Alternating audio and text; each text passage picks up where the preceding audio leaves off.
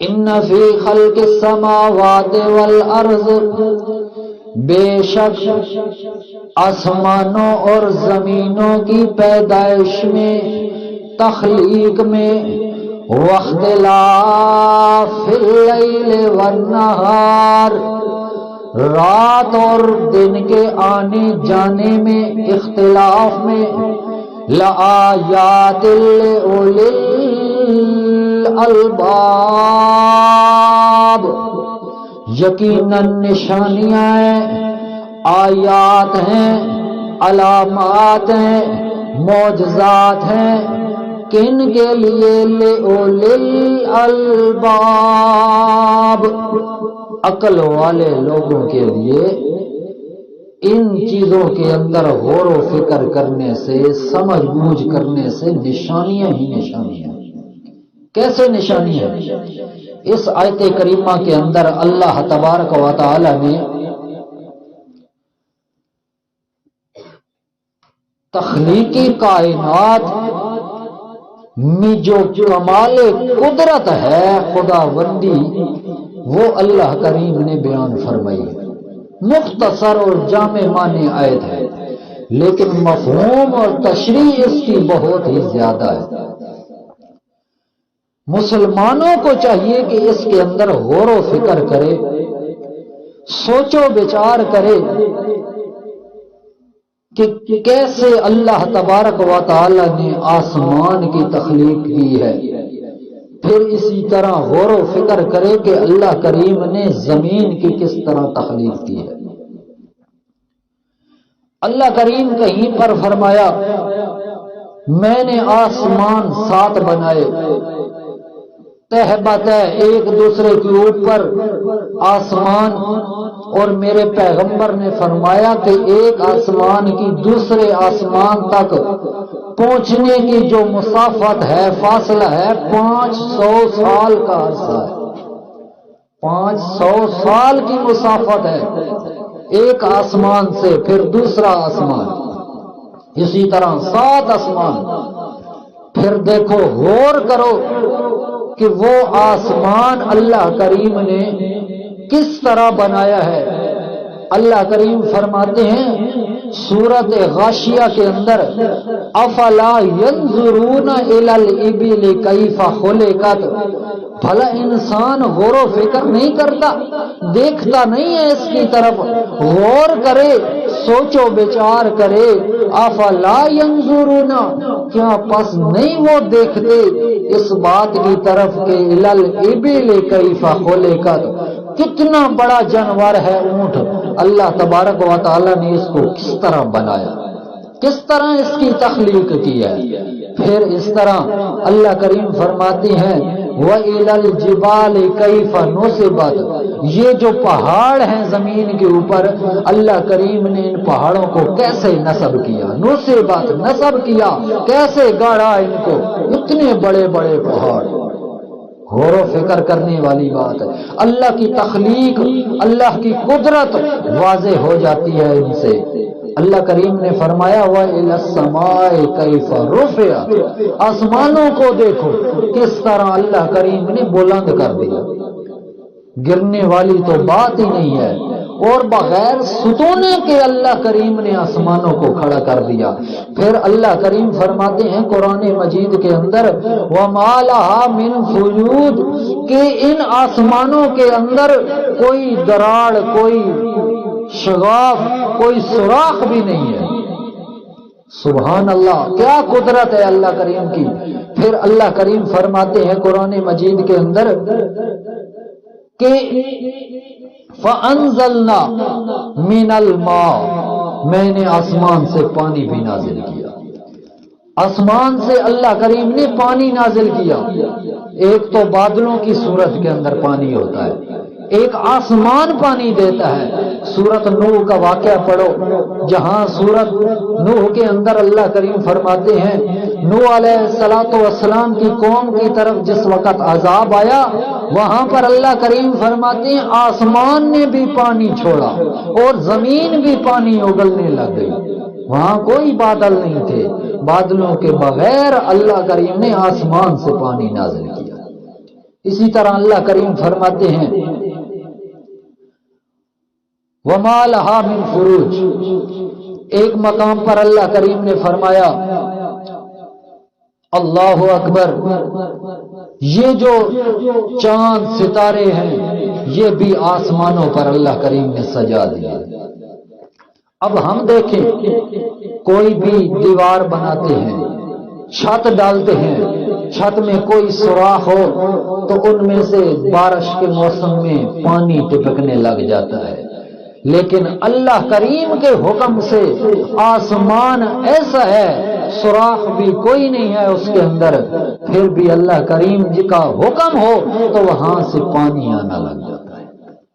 اللہ کریم نے فرمایا میری تخلیق اور قدرت کو تم کیسے بیان کرو گے؟ فَبِأَيِّ آلَاءِ رَبِّكُمَا تُكَذِّبَانِ، اللہ کریم نے کتنی نعمتیں دی ہیں، یہ ستارے، یہ سورج، یہ چاند، یہ سیارے، اور کچھ ستارے تو ایسے ہیں جن کی روشنی زمین پر پہنچتی ہی نہیں ہے، بلند ہے، اور کئی ستارے ایسے ہیں جو چل رہی ہوتے ہیں، کئی ستارے ایسے ہیں جو اللہ کریم نے ان کو زمین کے بالکل قریب کر دیا ہے، جس طرح فرماتے ہیں کہ چاند کو اللہ کریم نے آسمان سے بہت ہی نیچے رکھا ہے، زمین کے بالکل قریب رکھا ہے۔ اللہ کے پاک پیغمبر محمد رسول اللہ صلی اللہ تعالی علیہ وسلم فرماتے ہیں اللہ کریم نے گویا کے ستاروں کو اور چاند کو ایک قندیل کے اندر لپیٹ کر لٹکا دیا ہے، جس طرح کوئی رومال کے اندر کوئی چیز لپیٹ کر آدمی کو جھکا دے، چھت کی طرف سے لٹکا دے تو وہ اس کو روشن کیا جائے، چمکنے لگ جائے تو کیسی خوبصورت لگتی ہے یہ ٹمٹماتے ہوئے بلب، یہ روشنی ایک مصنوعی چیز ہے، لیکن اللہ کریم کی جو روشنی ہے پورے جہان کو روشنی دے رہا ہے، سورج پورے جہان کو روشنی دے رہا ہے، چاند پورے جہان پر روشن ہے۔ اللہ کریم فرماتے ہیں ذرا غور تو فکر کرو، گھر کے اندر تمہاری بجلی ہوتی ہے، بجلی کا کتنا خرچہ آ جاتا ہے، ایک مہینے کا حساب لگاؤ، گرمیوں کے تو بڑا گھرانہ ہو تو لاکھوں کے قریب جا پہنچتا ہے خرچہ، لیکن اللہ کریم فرماتے ہیں رات کو تم سوتے ہو، اندھیرا ہو جاتا ہے، آرام کے لیے بنا دیا اور کوئی خرچہ نہیں کرنا پڑا، صبح صادق ہوئی اللہ کریم نے پورے جہان کو روشن کر دیا۔ یہ قدرت کس کی ہے، یہ کمال کس کا ہے، یہ کرشمہ کس کا ہے؟ صرف وحدہ لا شریک ذات اللہ تبارک و تعالی کی ذات کا ہے۔ اللہ اکبر۔ اللہ کریم نے پھر دیکھو نا آسمان کو کس طرح سجایا، ہمارے چھتوں کے اوپر، ہمارے سروں کے اوپر، پھر اسی طرح زمین کے اندر غور و فکر کرو، ان فی خلق السماوات والارض، زمین کے اندر بھی غور و فکر کرو، اللہ کریم نے زمین کو پانی کے اوپر ٹھہرا دیا، پہلے کانپتی تھی، اللہ کریم نے یہاں زمین کے اوپر پہاڑ نصب کر دیے، اس کو جما دیا تاکہ یہ ہلے نہیں، جم جائے، اور پھر پانی کے اوپر کوئی ایسا مائی کا لال ابھی پیدا نہیں ہوا جو پانی کے اوپر کوئی وجود چیز رکھے اور وہ ٹھہر جائے اور برقرار رہے۔ یہ اللہ تبارک و تعالیٰ کی شان اور قدرت ہے جس نے زمین کو پانی کے اوپر کھڑا دیا، آسمان کو تھمیاں بغیر، ستونوں بغیر کھڑا کر دیا، اور اس میں سے دروازے پیدا کر دیے آسمان کے اندر۔ دیکھو نا حضرت جبرائیل علیہ السلام جس وقت میرے پیغمبر کو معراج کی طرف لے جا رہے ہیں، آسمانوں پر لے جا رہے ہیں، پہلے آسمان پر گئے ہیں، دروازہ آسمان کا کھٹکایا ہے، اوپر سے آواز آ رہی ہے اے کون من دق الباب، کون ہے دروازے پر؟ آج آسمان کے دروازہ کھٹکانے والا کون ہے؟ جبرائیل نے کہا میں جبرائیل ہوں، پھر پوچھا گیا تیرے ساتھ کون ہے؟ وہ کہنے لگا میرے ساتھ دھرتی کے اندر ایک سنہرا سا چاند وہ میرے ساتھ ہے جس کو محمد رسول اللہ صلی اللہ تعالی علیہ وسلم کہا جاتا ہے۔ پھر اس کے بعد فتحت، دروازے کھولے گئے، آسمان کے دروازے کھولے گئے۔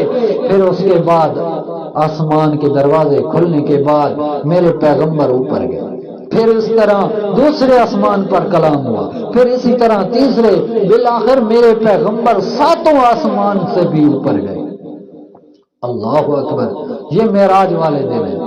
اللہ کریم نے فرمایا یہ آسمان، یہ زمین، یہ ساری کی سارت اس کے اندر قدرت کس کی ہے؟ صرف اور صرف میں اللہ تبارک و تعالیٰ کی تخلیق ہے۔ لیکن انسان غور فکر تو کرے، سوچو بچار تو کرے کہ اللہ کریم نے آسمان کس طرح پیدا کیا، یہ زمین کس طرح بنائی، زمین میں سے کیا کیا ہمارے لیے نباتات، حشرات اور کیا کیا سبزہ مولیاں اللہ کریم نے ہمیں اگا کر دی، ہمارے رزق کا انتظام کیا۔ ہمارا مالک بھی وہی ہے، ہمارا رازق بھی وہی ہے۔ پھر اسی طرح علماء فرماتے ہیں کہ ہر پستی والی چیز کو بھی اللہ کریم نے پیدا کیا ہے، ہر بلندی والی چیز کو بھی اللہ کریم نے پیدا کیا۔ پھر آگے آ جائیے، اللہ کریم فرماتے ہیں واختلاف اللیل والنہار، رات اور دن کے اختلاف میں غور و فکر کرنے چاہیے۔ اختلاف کے دو معنی ہوتے ہیں، ہمارے اندر بھی دو قسم کے معنی ہوتے ہیں۔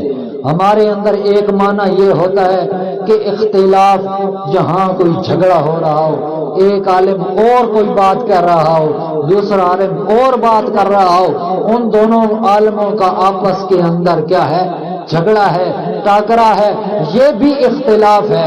اسی طرح فلاں ایک کام ہوا ہے اور اس کے بعد دوسرا کام ہو گیا، فلاں کام کے بعد ہوا، یہ بھی اختلاف ہو گیا، کیونکہ ایک چیز دوسری چیز کے بعد آ جائے تو اس کو بھی اختلاف کہا جاتا ہے۔ اللہ کریم نے فرمایا ایک موقع پر قرآن مجید کے اندر وَهُوَ الَّذِي جَعَلَ اللَّيْلَ وَالنَّهَارَ، وہی ذات اللہ تبارک و تعالیٰ کی جس نے دن اور رات کو بنایا، دن اور رات کو بنایا خلفتاً لمن اراد ان یذکر او اراد شکورا، کہ انسان اس کے اندر اللہ کا ذکر کرے، شکر ادا کرے، اللہ کا شکر کرے اور ذکر اذکار کرے۔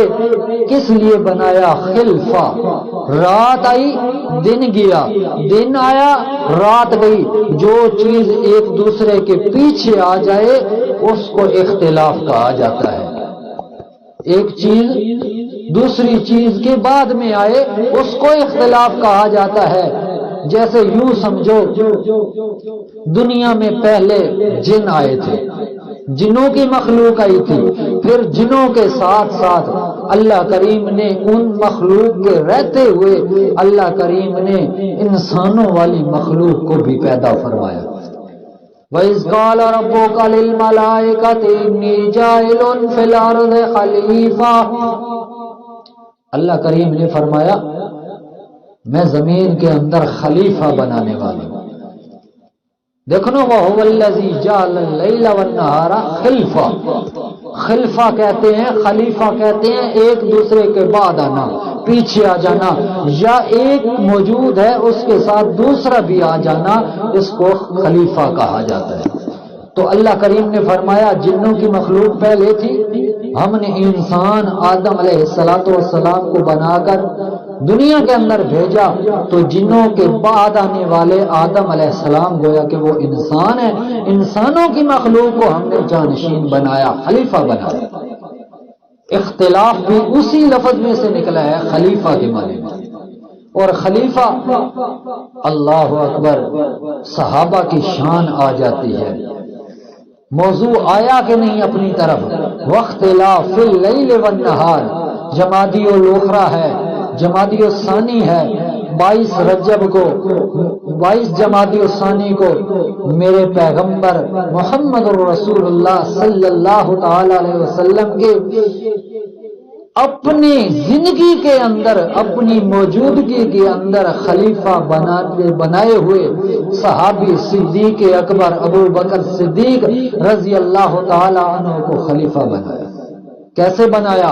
حدیثیں بڑی پڑی ہیں، میرے پیغمبر خود موجود تھے اور میرے پیغمبر نے خود کہا کہ جاؤ اور ابو بکر صدیق کو کہو کہ وہ میرے مصلی امامت کو سنبھالے اور نماز پڑھائے۔ میرے پیغمبر بیمار تھے، چل کر آ نہیں سکتے تھے، میرے پیغمبر نے کہا جاؤ سلو، کہو ابو بکر صدیق کو جاؤ نماز پڑھائے میرے مصلی امامت پر۔ تو کیا ہوا؟ میرے پیغمبر کی موجودگی کے اندر خلیفہ بنا تو کون؟ ابو بکر صدیق رضی اللہ تعالی عنہ۔ موقع کی مناسبت بھی ہے اور ہمارا سبق بھی اس کی طرف چل رہا ہے کہ شان صدیق اکبر بھی واضح ہو گئی۔ اختلاف کا معنی خلیفہ، خلفہ، خلافت، اور میرے ابو بکر صدیق رضی اللہ تعالی عنہ کی بھی خلافت کا خود اللہ کریم گواہ ہے، کیونکہ میرے پیغمبر کی موجودگی کے اندر خلیفہ بنا ہے تو صدیق اکبر رضی اللہ تعالی عنہ۔ اسی لیے تو پہلا خلیفہ اور پہلا صحابی اور پہلا ایمان لانے والا صدیق اکبر رضی اللہ تعالی عنہ۔ ہجرت میں بھی ساتھ ہے، سفر میں بھی ساتھ ہے، غار کے اندر بھی ساتھ ہے۔ اسی لیے شاعر نے کیا خوب کہا ہے، جو یار غار محبوب خدا صدیق اکبر ہے، وہی یار مزار مصطفیٰ صدیق اکبر ہے۔ یقیناً منبع خوف خدا صدیق اکبر ہے، حقیقی عاشق خیر الورا صدیق اکبر ہے۔ وہ پہلا مددگار، وہ پہلا صحابی، نبی نے جسے ہر دم دعا دی، وہ افضل بشر بعد از انبیاء ہے، وہ جانے صداقت، وہ جانے وفا ہے۔ فرشتے اسی کی اداؤں پہ عاشق، اسی کی نمازوں دعاؤں پہ عاشق، نبیوں سے کم تر، اماموں سے اعلیٰ، محمد سے ہر دم وفا کرنے والا، وہ صدیق اکبر جس کا لقب ہے، وہ پہلا خلیفہ، وہ پہلا عرب ہے۔ تو یہ وہی مہینہ جمادی الثانی کا چل رہا ہے جو صدیق اکبر رضی اللہ تعالی عنہ کی وفات والا مہینہ ہے، اور وفات 22 جمادی الاخرى کو ہوئی ہے، پیر والے دن ہوئی ہے، سوموار والے دن۔ اللہ اکبر۔ بہرحال اللہ تبارک و تعالی نے فرمایا خلفہ، جانشین، آنا جانا، ایک کے بعد دوسرا آ جائے، اس چیز کو کہتے ہیں اختلاف۔ باری باری ایک دوسرے کے پیچھے آنا، پے در پے آنا، اس کا معنی ہوتا ہے اختلاف۔ اللہ کریم نے فرمایا اختلاف فی اللیل والنہار، رات اور دن کا اختلاف دیکھو، اس پر غور و فکر کرو کہ اللہ کریم نے رات کے اندر کیا مانا۔ ایک رات کا معنی، اختلاف کا معنی ایک یہ بھی علماء کرام کرتے ہیں کمی زیادتی والا، کم ہو جانا، بڑھ جانا، چھوٹا ہو جانا یا بڑا ہو جانا۔ جس طرح صیف گرمیوں کے اندر، شتا سردیوں کے اندر رات اور دن کا بڑھ جانا، گرمیوں کے اندر دن بڑے ہو جاتے ہیں اور سردیوں کے اندر دن چھوٹے ہو جاتے ہیں۔ اسی طرح گرمیوں کے اندر راتیں چھوٹی ہو جاتی ہیں اور دن بڑے ہو جاتے ہیں۔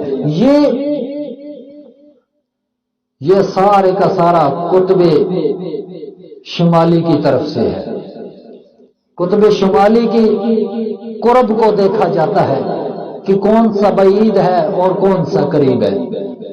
یہ فہم فلکیات ہی جانتے ہیں کہ اس حساب سے یہ مدار کے اندر یہ سورج چاند یہ کس طرح گردش میں لگے ہیں، یہ بھی اللہ کریم کی قدرت ہے، اللہ کریم کی تخلیق ہے، اللہ کریم ہی ان کا خالق ہے۔ تو انسان کو اس کے اندر غور و فکر کرنا چاہیے۔ اور ایک علماء فرماتے ہیں اس کے اندر اختلاف یہ بھی ہے کہ اندھیرا آ جائے پھر وہ چلا جائے پھر اس کے بعد روشنی آ جائے۔ اللہ کریم نے رات اور دن کو یوں بنایا، اللہ کریم نے بعض علماء فرماتے ہیں کس طرح وہ جملوں کو پیچ دے کر ان کو ڈھگا دیتے ہیں، جیسا کہ وہ علماء فرماتے ہیں کہ اللہ کریم نے رات بنائی ہے لوگوں کے آرام کے لیے اور دن بنایا ہے لوگوں کے کام کے لیے۔ اگر دن کے اندر آدمی آرام کرنے لگ جائے تو کام نہیں ہو سکتا، اگر رات کے اندر جو اللہ کریم نے آرام کے لیے بنائی ہے اگر اس کے اندر کام کرنے لگ جائے، ایک سویا ہوا ہو دوسرا اٹھ جائے وہ کام کرنے لگ جائے۔ تفسیر مکی کے اندر مولانا مکی صاحب نے لکھا ہے ایک آدمی غسل خانے کی طرف جا رہا ہے، ایک سویا ہوا ہے خراٹے لے رہا ہے، ایک ساتھ میں بیٹھا ہوا ہے، تینوں کسی کام کے نہیں ہے، نہ آرام میں اس کے خلل آ رہا ہے اور جو نہانے گیا ہوا ہے اس کی طرف سے وہ اوپر سے پریشانی ہے، اور تیسرا یہ جو ساتھ میں بیٹھا ہے اگر وہ بے کام سے کوئی بیٹھا ہے وہ سونے والے کے خراٹوں سے وہ اس کا ڈسٹرب ہو رہے۔ تو اللہ کریم نے فرمایا کہ رات بنائی ہے آرام کے لیے اور دن بنایا ہے کام کے لیے، لیکن اگر آدمی اس کو الٹ پلٹ کر بھی دے لیکن اللہ کے نظام کے اندر کوئی فرق نہیں پڑتا۔ دیکھو نا جتنا بھی آدمی بیمار ہو، جتنی بھی مرض کے اندر سخت شدید بیماری کے اندر مبتلا ہو، رات کا ایک حصہ ایسا ہوتا ہے کہ اس حصے کے اندر وہ بیمار آدمی بھی سکون اور راحت حاصل کر لیتا ہے، اس کو بھی آرام ملتا ہے۔ یہ اس لیے اللہ کریم نے رات بنائی ہے تاکہ لوگ آرام کریں اس کے اندر۔ آگے اللہ کریم نے فرمایا لآیات لأولی الالباب، یقیناً اس کے اندر نشانیاں ہیں۔ آیات کے معنی بہت سارے آتے ہیں قرآن مجید کے اندر، جہاں آیات کا لفظ آتا ہے وہاں معجزات بھی مراد ہوتے ہیں، وہاں معجزات ایسے مراد ہوتے ہیں کہ اللہ کریم نے قرآن مجید کے اندر فرمایا وَلَقَدْ آتَيْنَا 9 آیات، میں نے وَلَقَدْ آتَيْنَا موسیٰ علیہ السلام کو 9 نشانیاں یعنی 9 معجزات ہیں۔ آیات کا معنی یہاں پر معجزات ہے، اسی طرح آیات کا معنی علامتیں، نشانات، نشانیاں، آیتیں بھی معنی ہوا کرتا ہے۔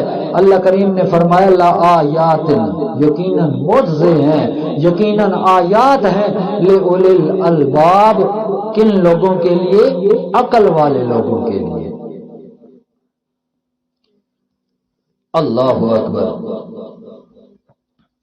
تو قرآن مجید کے اندر آیات کا جو اطلاق ہوتا ہے وہ آیتوں پر بھی ہوتا ہے اور انبیاء علیہ السلام کے معجزات پر بھی ہوتا ہے۔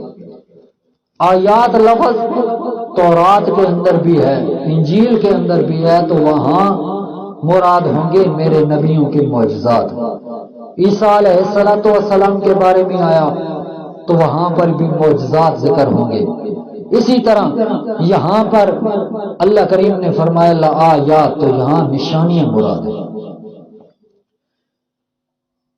تو اللہ کریم نے فرمایا لأولی الالباب، عقل والوں کے لیے اس کے اندر غور و فکر کرنے کے لیے نشانیاں ہیں۔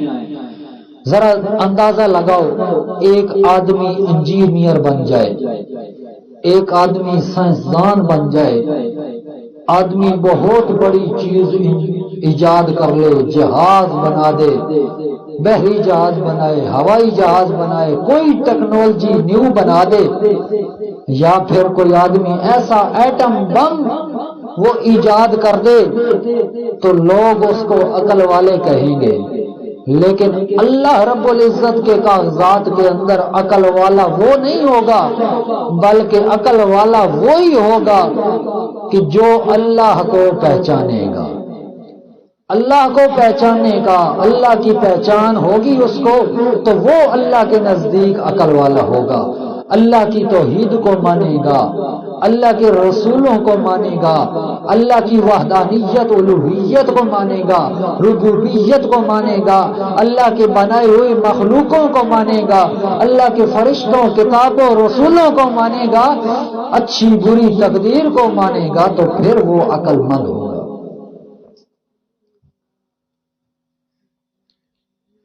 اور اس کی دلیل یہی ہے، اللہ کریم نے فرمایا لآیات لأولی الالباب، نشانیاں ان لوگوں کے لیے ہیں جو عقل مند ہوتے ہیں، اور عقل مند لوگوں کی دلیل یہی ہے کہ ایک وحدہ لا شریک کو مانا جائے۔ اگر وحدہ لا شریک کی پہچان نہیں ہے تو وہ آدمی اللہ رب العزت کے کاغذات کے اندر عقل مند نہیں ہے، عقل نہیں وہ اختیار کر رہا۔ اسی طرح الباب یہاں لفظ آیا ہے، الباب لب کی جمع ہے۔ لب کہتے ہیں کسی چیز کا خلاصہ، کسی چیز کا خلاصہ، نچوڑ۔ تو یہاں پر جمع اللہ کریم لائے ہیں کہ عقل مند بہت سارے لوگ، بہت ساری عقلیں۔ تو عقلیں کس طرح بنتی ہیں؟ اللہ کریم نے ایک عقل بنائی ہے انسان کی، ان میں سے 5 حواس خمسہ جسے کہتے ہیں وہ رکھنی، استطاعت رکھی ہے اللہ کریم نے۔ سننے کی، سماعت کی استطاعت ہے، بصارت کی، دیکھنے کی استطاعت، سونگھنے کی، ناک اس سے آدمی سونگھتا ہے، اسی طرح چھونے کی، پکڑنے کی، ہاتھوں کی اللہ کریم نے استطاعت رکھی ہے، اسی طرح دیکھنے کی، پھر چکھنے کی اللہ کریم نے رکھی ہے، زبان اس سے تاثیر چکھی جاتی ہے۔ 5 حواس خمسہ جسے کہتے ہیں، 5 چیزیں اللہ کریم نے انسان کے اندر رکھی، جس سے حس کر کے انسان اپنی عقل پر فیصلہ کرتا ہے کہ یہ چیز کیسی ہے۔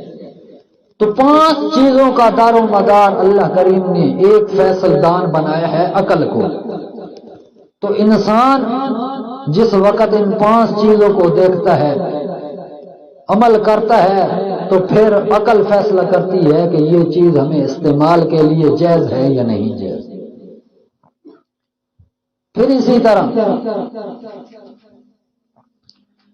اللہ کریم نے فرمایا لِأُولِي الْأَلْبَابِ، یہ جو ہے نشانیاں، غور و فکر کرنے والے لوگ، یہ عقل والے لوگوں کے لیے نشانیاں ہیں۔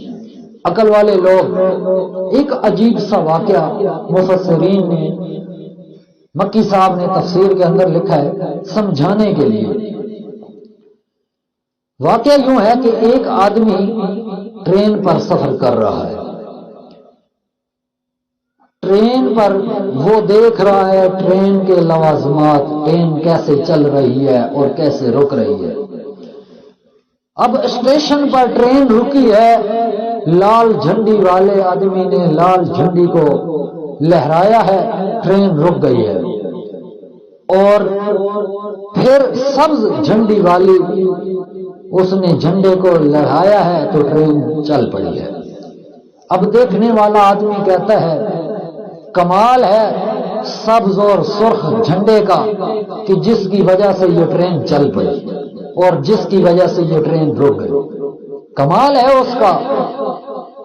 آگے سے جواب دینے والے عقل مند نے کہا اس کی بھی ابھی تھوڑی سی عقل ہے۔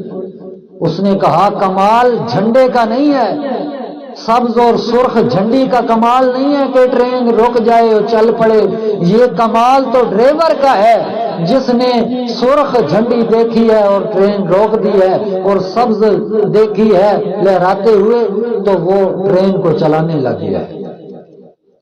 تو ساتھ میں ایک اور آدمی بیٹھا تھا، اس نے کہا کمال یہ نہیں کہ ڈرائیور نے چلائی ہے، کمال یہ ہے کہ ٹرین کے اندر جو انجن ہے اس پر یہ ٹرین چل رہی ہے. اگر انجن نہ ہوتا، پرزے نہ ہوتے، مشینری نہ ہوتی تو ڈرائیور بھی ہاتھ پر ہاتھ رکھ کر بیٹھ جاتا. یہ ٹرین نہ رک سکتی تھی نہ چل سکتی تھی اپنی مرضی سے.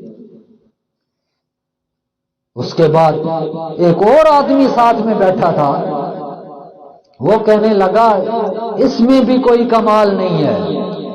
کمال تو اس میں ہے کہ انجن ہے، اس کے اندر جو گرمی پیدا ہوئی ہے، جو بھاپ بنی ہے، اس کی وجہ سے یہ ٹرین چلی ہے اور رکی ہے. یہ کوئی جھنڈی کا کمال نہیں ہے، کوئی ڈرائیور کا کمال نہیں ہے، کوئی انجن اور مشینری کا کمال نہیں ہے، بلکہ اس بھاپ اور گرمی کا کمال ہے جو اس کے اندر ہے. یعنی اس کا انجن کی جو روح ہے اس کا کمال ہے. ایک اور پانچواں آدمی بیٹھا تھا، اس نے کہا اے بے وقوفو، کمال ان سب میں نہیں ہے، کمال تو اس میں ہے جو یہ چیز بنانے والی ہے، جو یہ سب عقل دینے والی ذات ہے. کیونکہ ان سب کو چلانے والا، سب کا کام بنانے والا صرف اور صرف اللہ کی ذات ہے. اور اس اللہ کے حکم سے ٹرین چل بھی رہی ہے اور رک بھی رہی ہے. اس میں کوئی ڈرائیور کا کمال نہیں، کوئی اس میں انجن کا، بھاپ کا، اس میں پرزوں مشینریوں کا اور جھنڈی کا کوئی کمال نہیں. یہ صرف اور صرف کمال کس کا ہے؟ اللہ تبارک و تعالیٰ کا کمال ہے. تو معلوم اس سے یہ ہوا کہ وہ جو چار آدمی تھے وہ اپنی نادانی اور بے وقوفی کی وجہ سے عقل مند نہیں بنے، بلکہ عقل مند وہی بنا جس نے کہا کہ اللہ کی ذات ہی سب کچھ کرنے والی ہے.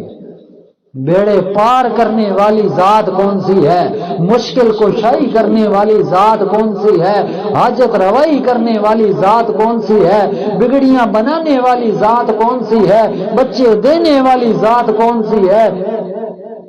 عزت ذلت دینے والی ذات کون سی ہے؟ بیماریوں سے شفا دینے والی ذات کون سی ہے؟ کھڑے کو کھوٹا اور کھوٹے کو کھڑا کرنے والی ذات کون سی ہے؟ اللہ تبارک و تعالیٰ کی ذات ہے. اور جس کا یہ ایمان اور یقین ہو جاتا ہے پھر وہ در بدر نہیں بھٹکتا. جو عقل مند ہوتا ہے وہ کبھی کسی اور راستے پر نہیں چلتا. اسی لیے علماء فرماتے ہیں کہ یہ کمال صرف اور صرف اللہ کریم نے انسان کو دیا ہے کہ اس کے اندر عقل رکھی ہے. اور آگے پھر ہمیں دیکھنا ہے کہ ہم نے عقل کو صحیح طریقے سے چلایا ہے یا نہیں چلایا.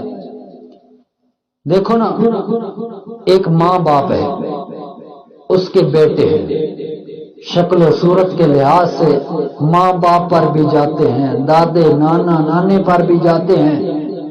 لیکن دیکھو اللہ تعالیٰ کا کمال، اللہ کی تخلیق دیکھو کہ ایک عقل مند ہے اور دوسرا بے وقوف ہے.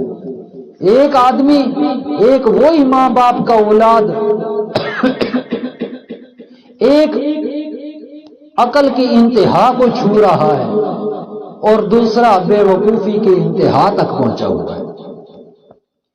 ایک وہ ہے جو ماں باپ کی آنکھوں کو ٹھنڈک دے رہا ہے اور ایک وہ ہے جو ماں باپ کی آنکھیں جلا رہا ہے. یہ دیکھو عقل مند اور بے وقوف لوگوں کی کیا کیا کارنامے ہوتے ہیں. ایک طرف سے دیکھو تو اسی ماں باپ کا بیٹا ایک طرف تو عابد ہے، زاہد ہے، اور دوسری طرف دیکھو تو دوسرا بیٹا فاسق ہے، فاجر ہے. تو علماء کرام فرماتے ہیں عقل بھی اللہ کریم کی بہت بڑی نعمت ہے. صرف انسان میں اللہ کی تخلیق پر غور و فکر کرے تو انسان کو پتہ چل جائے کہ انسان عقل سے کام لے رہا ہے یا پھر نقل سے کام لے رہا ہے. آج کل بے شمار چیزیں ایسی ہیں انسان دیکھتا ہے، بڑے بڑے کارنامے، بڑی بڑی چیزیں ایجاد کر لیتا ہے، لیکن انسان کو اللہ کی پہچان نہیں ہوتی. علماء کرام فرماتے ہیں کہ جو اللہ کی پہچان کرتا ہے وہی عقل مند ہوتا ہے۔ ویسے تو سائنسدان اور انجینئر اور بہت سے کارنامے کرنے والے تو بہت لوگ ہیں، لیکن عقل مند ان لوگوں کو نہیں کہا جائے گا۔ اللہ کے کاغذات کے اندر عقل مند وہی لوگ ہوں گے جو اللہ کی پہچان کے اندر رہیں گے، اللہ کو وحدہ لا شریک مانیں گے، اللہ ہی پر یقین اور تقوی رکھیں گے، اللہ کا قانون مانیں گے۔ اللہ سے دعا ہے اللہ تعالیٰ جو کچھ سنایا ہمیں اس پر عمل کرنے کی توفیق عطا فرمائے۔ آگے اگلی آیات کے اندر اللہ تبارک و تعالیٰ عقل مند لوگوں کی صفات بیان کر رہے ہیں، پھر ان کی اللہ تبارک و تعالیٰ دعائیں ذکر کریں گے کہ وہ دنیا کے اندر رہ کر کیسی دعائیں مانگا کرتے ہیں۔ اللہ سے دعا ہے اللہ تعالیٰ عمل کرنے کی توفیق عطا فرمائے اور اللہ تعالیٰ تمام بیماروں کو صحت کاملہ عاجلہ مستمرہ عطا فرمائے۔